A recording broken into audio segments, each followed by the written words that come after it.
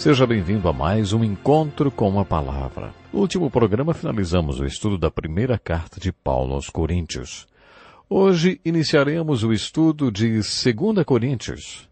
Na verdade, esta não foi a segunda carta de Paulo aos Coríntios. Vimos isso quando estudamos 1 Coríntios. Paulo já tinha escrito uma carta aos Coríntios quando escreveu a que conhecemos por 1 Coríntios. Sendo assim, as cartas que conhecemos por 1ª e 2ª cartas aos Coríntios deveriam se chamar de 2ª e 3ª cartas de Paulo aos Coríntios. A primeira carta foi escrita em Éfeso. Depois de 3 anos e meio ali, ele escreveu o que conhecemos como 1 Coríntios. E de acordo com o que já estudamos, esta carta foi entregue aos Coríntios pelas mãos de Tito. Quando estudamos as epístolas pastorais, nos deparamos com este homem, chamado Tito. Diferente de Timóteo, Tito era um homem idoso, maduro. Paulo tinha muita confiança nele.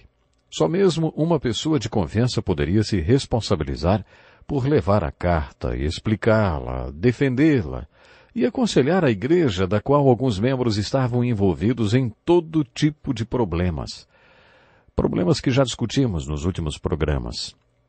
Tito devia ser um homem temente a Deus e muito confiável. Depois de 3 anos e meio em Éfeso, Paulo teve de sair porque causou muito tumulto na cidade. Isso era típico dele, e se não tivesse havido esse tumulto, teria ficado mais tempo por lá. Ele ficou em Éfeso mais do que em qualquer outra cidade. Paulo ensinou na escola de Tirano e, conforme um comentário de rodapé de um dos manuscritos, Paulo ensinava na escola de Tirano das 11 da manhã às 4 ou 5 horas da tarde todos os dias. Como resultado desse ministério de ensino, surgiram muitas igrejas filhas da igreja de Éfeso. As igrejas de Pérgamo, Esmirna, Tiatira, Sardes, Filadélfia e Laodiceia. Estas são as igrejas citadas no livro do Apocalipse e surgiram a partir da igreja de Éfeso. O seminário de Paulo deve ter sido muito frutífero na escola de Tirano. Em Atos capítulo 19 lemos sobre o tumulto que forçou Paulo a deixar Éfeso. É isso mesmo. Quando ele partiu dali, tinha no coração a carta aos Coríntios que tinha enviado por meio de Tito. Ele queria saber se os coríntios a tinham recebido. Ele tinha que fazer algumas viagens missionárias depois de Éfeso, mas esperou por Tito em Troade e acabou lhe mandando um recado. Encontre-me em Filipos. A igreja de Filipos era a preferida de Paulo, e seus membros o sustentaram enquanto ele ministrou em Corinto e em outros lugares como Éfeso e Tessalônica. Portanto, para Paulo, ir para Filipos era como voltar para casa. Paulo estava passando por uma crise e buscava apoio dos membros da igreja de Filipos. Enquanto ele estava em Filipos, Tito o alcançou e lhe disse qual havia sido a reação dos coríntios à sua carta. As notícias eram boas. Tito contou que tinha sido bem tratado e que tudo que Paulo ordenou aos coríntios eles estavam cumprindo. Eram as notícias boas. Mas nem tudo que Tito contou foi notícia boa. Ele também contou que havia algumas pessoas na igreja de Corinto que diziam que Paulo era louco. Acho interessante notar que aquelas pessoas não atacaram o conteúdo da carta de Paulo. A sua lógica inspirada por Deus, que era o conteúdo da primeira carta, era irrefutável. Eles não tinham como contestar o conteúdo da carta, porque ela era inspirada por Deus. Então eles atacaram a única coisa que conseguiram, ou seja, Paulo. Eles falaram até de sua aparência física. Ele não devia ter muito para ser olhado, não. Pois até da aparência física dele eles falaram. Mas da carta, não. A carta era inspirada por Deus. Um comentarista já disse que Deus deve ter ficado sem matéria-prima quando fez o corpo de Paulo. Também, né?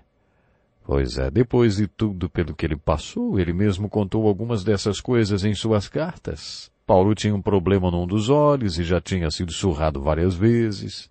Não há dúvidas de que Paulo não enxergava muito bem. Os coríntios disseram que, olhando para a figura de Paulo, imaginavam que ele fosse fraco, mas pelas suas cartas tinham a impressão de que ele era muito forte. Paulo teve a coragem de mencionar essas críticas em sua carta e enviá-la através de outra pessoa. Ele tinha sido criticado por ter enviado a primeira carta, uma carta pastoral muito severa através de Tito, ao invés de tê-la levado e confrontado a igreja face a face. Os coríntios criticaram a eloquência de Paulo, dizendo que ela não estava de acordo com os padrões deles. Disseram, inclusive, que nunca tinham visto um pregador tão ruim. Quando Paulo soube de todas essas críticas, pegou sua pena inspirada e começou a escrever outra carta.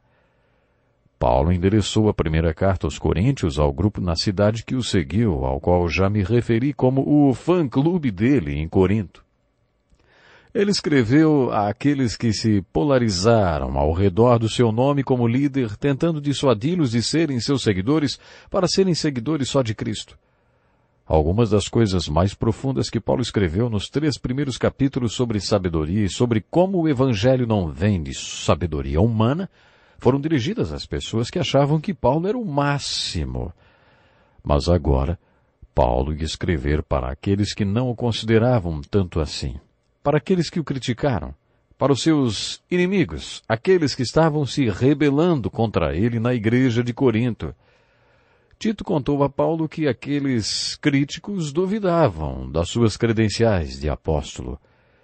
Eles achavam que Paulo não tinha nenhum direito de se auto-intitular apóstolo.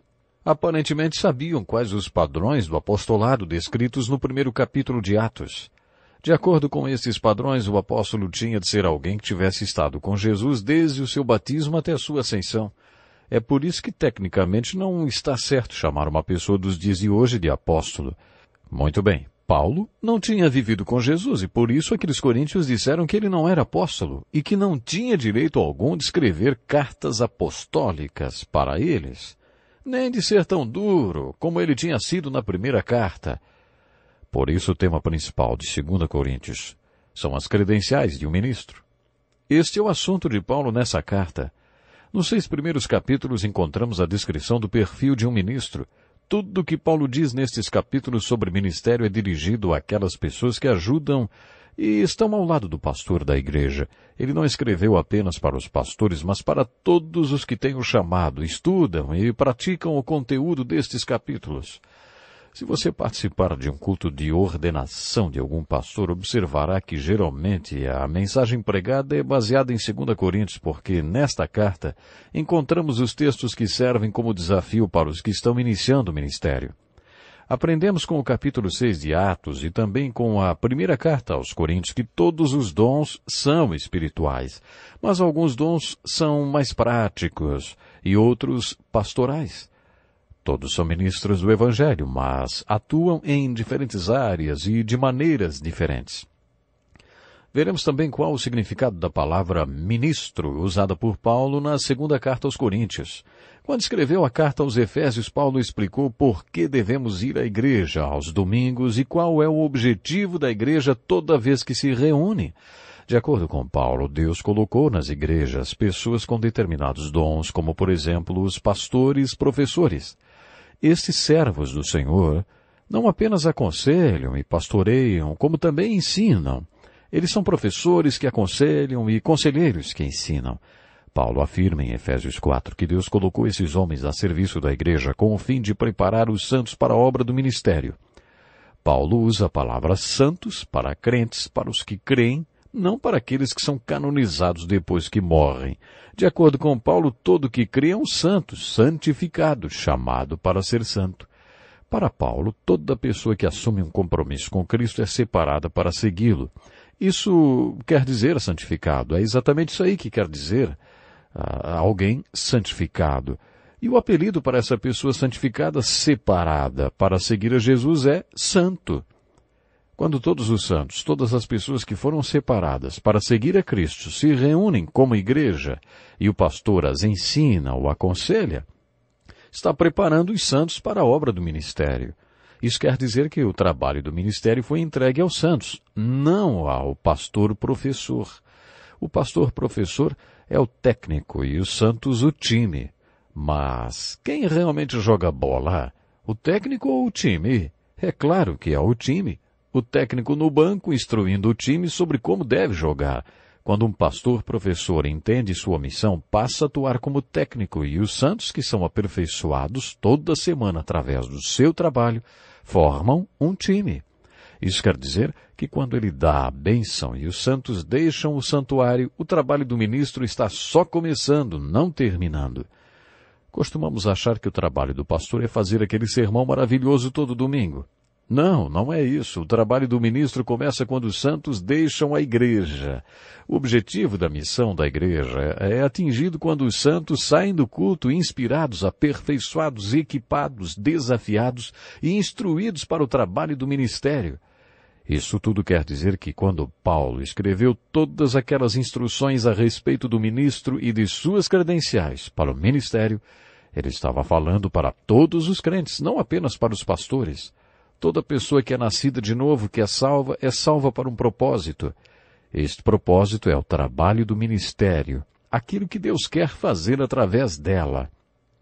Você verá que o assunto tratado por Paulo na segunda carta aos Coríntios é o que chamamos de o treinamento do ministro. Paulo diz que é assim que Deus nos treina para sermos ministros. Ele faz referência a uma experiência que teve na Ásia, quando foi apedrejado e deixado como morto em Listra. Ele queria que os coríntios entendessem o que ele tinha passado na Ásia quando não tinha mais nem esperança de vida. Paulo apresenta outras razões por que Deus permite que soframos. Depois que Deus nos consola, nossa vida encontra outra vida que está passando pelo mesmo tipo de sofrimento. Só que já estamos habilitados para ministrar consolo. Afinal, o que nos torna habilitados para consolar outros? Quando somos feridos, Deus transforma nossa dor numa credencial. Como sofremos e descobrimos conforto em Deus, temos a habilitação, a credencial do ministro para consolar outros. Daí, podemos testemunhar sobre a graça de Deus e ministrá-la a outras pessoas. De maneira sutil, Paulo disse àqueles que questionaram sua autoridade apostólica o seguinte: eu sou um ministro e vou dizer a você o que é ser um ministro e quais são as credenciais de um ministro. Segundo Paulo, uma das credenciais é o sofrimento, porque Deus usa o sofrimento para treinar os ministros dele. Quando Paulo mencionou o sofrimento, ele estava se referindo ao seu apedrejamento em Listra. Ele diz que tinha sobre si uma sentença de morte, para que não confiasse nele mesmo, mas em Deus, que ressuscita os mortos. Podemos perceber que Paulo não era um humanista. Um humanista diz assim, o que eu sou me leva a realizar. Sou dono do meu destino e capitão da minha alma. Paulo afirma exatamente o contrário, que não podemos confiar em nós mesmos. Deus permitiu que Paulo sofresse até o ponto de perder a esperança de vida para que ele aprendesse a não confiar em si mesmo, mas somente em Deus, que pode ressuscitar os mortos. Algumas pessoas acreditam que Paulo literalmente morreu e ressuscitou em Listra. Como resultado dessa experiência, Paulo teve a convicção de que Deus o tinha livrado e que continuava a livrá-lo. Com isso, Paulo estava dizendo aos coríntios: esta é uma das minhas credenciais de apóstolo. No capítulo 2, Paulo fala de mais revelações sobre a tarefa do ministro. Qual é essa tarefa, hein? Como ministros de Jesus Cristo, é importante que saibamos o que estamos tentando fazer. No capítulo 2, versículos 14 a 16, Paulo descreveu a tarefa do ministro. Ele escreveu assim: graças a Deus que sempre nos conduz vitoriosamente em Cristo e por nosso intermédio exala em todo lugar a fragrância do seu conhecimento, porque para Deus somos o aroma de Cristo entre os que estão sendo salvos e os que estão perecendo. Para estes somos cheiro de morte, para aqueles fragrância de vida. Mas quem está capacitado para tanto? Nesta passagem, Paulo nos fala que quando estamos sofrendo e exalando o fruto do Espírito, assim como a flor exala o seu perfume, somos a fragrância de Cristo exalada de duas maneiras. A primeira é quando as pessoas sentem a fragrância de Cristo saindo de nossa vida e isso as leva a Cristo e à salvação. Mas suponhamos que as pessoas sintam a fragrância de Cristo sendo exalada da sua vida pela maneira como você responde às dificuldades da vida e acabam rejeitando essa fragrância. Nesse caso, para essas pessoas, você foi fragrância de morte que leva à morte, porque para elas será impossível se apresentar diante de Deus e dizer: eu não sabia, eu nunca ouvi. Em outras palavras, Paulo estava dizendo que quando exalamos a fragrância no mundo como ministros de Cristo, estamos também condenando algumas pessoas à morte eterna e outras para a vida eterna. Por isso Paulo questionou: quem está capacitado para tanto? Paulo responde a esta pergunta no capítulo seguinte.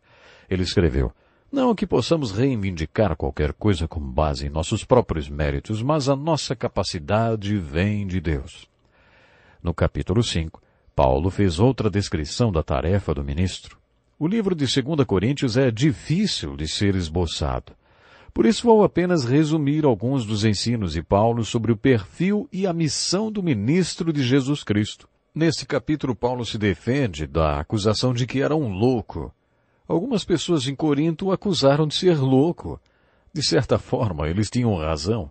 Quando eles disseram que Paulo era louco, usaram a palavra grega que significa excêntrico. Todos têm um centro da sua vida ao redor do qual se movem. Este centro costuma ser ocupado pelo seu próprio eu. O próprio eu, daí a palavra egocêntrico. Tudo que aquelas pessoas faziam era para elas mesmas. Mas com Paulo isso era diferente.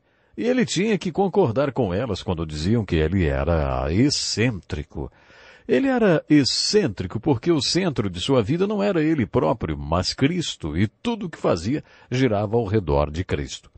Quando Paulo se defendeu daquelas acusações, fez outras declarações referentes à tarefa do ministro.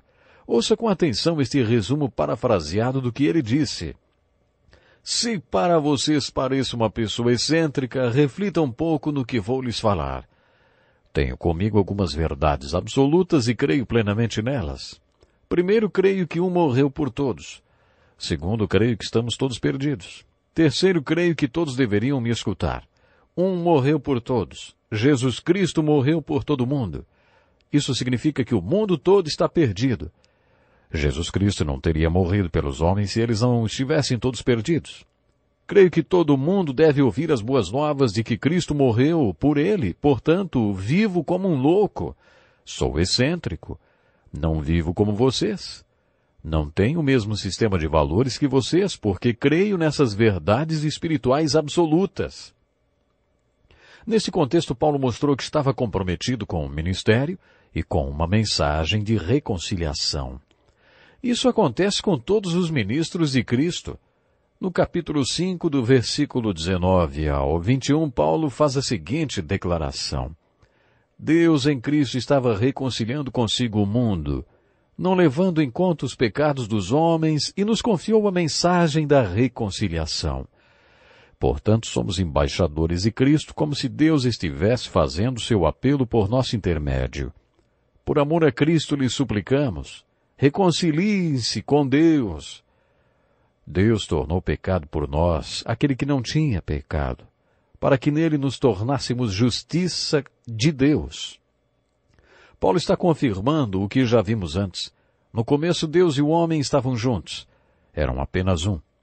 Mas Deus fez o homem com livre escolha, e o homem escolheu afastar-se de Deus. Quando isso aconteceu, Deus não podia mais olhar para o que ele considerava pecado. Deus, portanto, afastou-se do homem. Homem e Deus ficaram divorciados.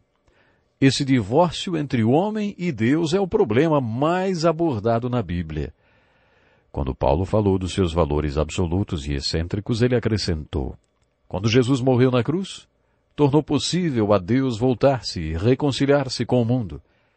A todos que fomos reconciliados através da morte de Cristo, Deus deu o ministério e a mensagem de reconciliação.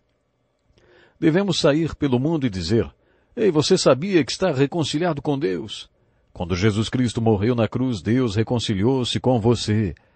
Deus não o acusa mais dos seus pecados porque Jesus Cristo morreu na cruz e ele tomou para si os pecados. Você vai deixar de acreditar nisso? Não vai se reconciliar com Deus? Depois que disse isso, Paulo passou a falar sobre a tarefa do ministro.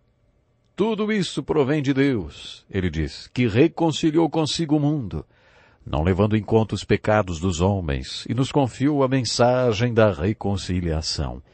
Portanto, somos embaixadores de Cristo, como se Deus estivesse fazendo o seu apelo por nosso intermédio. Por amor a Cristo lhe suplicamos, reconciliem-se com Deus. Se você já se reconciliou com Deus, deve compreender qual é a tarefa que lhe foi dada. O que Paulo quer deixar bem claro neste capítulo é que todo aquele que já foi reconciliado com Deus através da morte de Cristo não pode mais viver para si mesmo, mas para aquele que o reconciliou com Deus. Conheço a história de um pastor que por vários anos desenvolveu um trabalho social em uma das favelas de uma cidade grande. Numa noite, enquanto estava fechando o centro recreativo, um homem o procurou querendo conversar e disse que havia meses que observava aquele jovem pastor.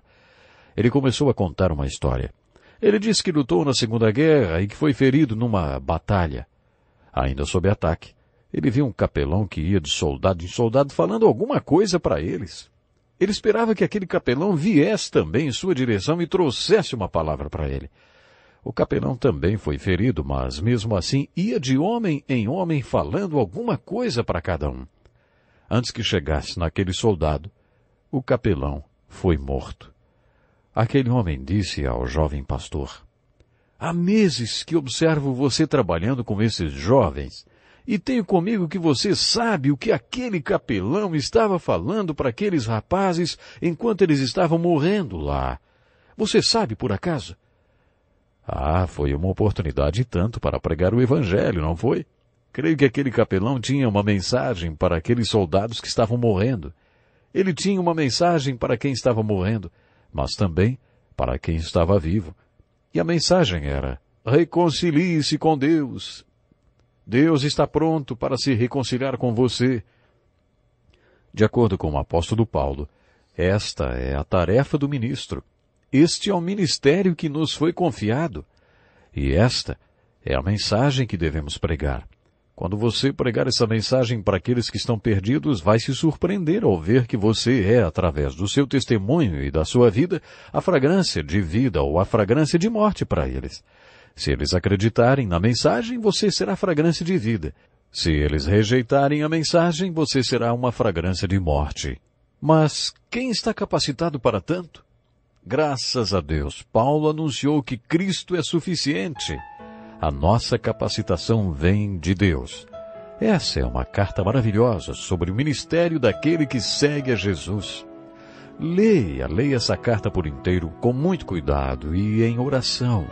E busque a missão e o ministério que foi entregue a todo aquele que crê. Estou encerrando o programa, mas quero lembrar, Deus não quer que ninguém se perca, mas que todos cheguem ao arrependimento. Conto com você para o próximo encontro com a palavra. Deus lhe abençoe. Este é um estudo escrito pelo Dr. Dick Woodward, na voz do pastor Edson Bruno. Até o nosso próximo encontro com a palavra.